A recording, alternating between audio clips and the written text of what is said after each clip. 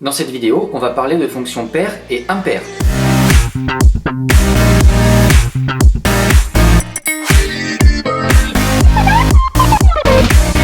Alors qu'est-ce qu'une fonction paire?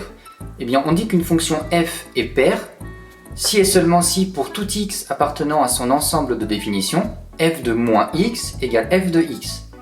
Graphiquement, qu'est-ce que ça donne? Prenons le cas de la fonction carré. La fonction carré est une fonction paire. Eh bien si on regarde sa courbe représentative dans un repère orthogonal, on s'aperçoit qu'elle est symétrique par rapport à l'axe des ordonnées. On a donc une symétrie axiale. Les fonctions impaires maintenant.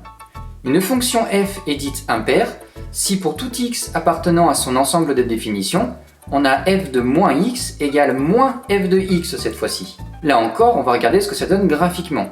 La fonction inverse est une fonction impaire. Et bien graphiquement, cette fois-ci, elle va être symétrique par rapport à l'origine du repère. Donc cette fois, c'est une symétrie centrale. Maintenant, comment savoir si une fonction est paire ou impaire? Donc, comment étudier la parité d'une fonction?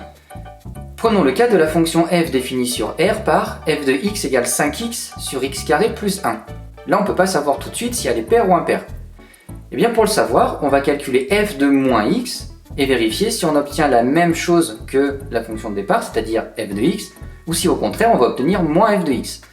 F de moins x, on va remplacer x par moins x dans l'expression littérale de la fonction. Ça va devenir 5 fois moins x sur moins x au carré plus 1. On simplifie, au numérateur on a moins 5x et au dénominateur x carré plus 1. On s'arrange pour mettre le moins devant la fraction et ainsi retrouver l'expression de moins f de x. Donc finalement, on a montré que pour tout x appartenant à l'ensemble de définition de notre fonction, que f de moins x est égal à moins f de x. Autrement dit, la fonction f est une fonction impaire.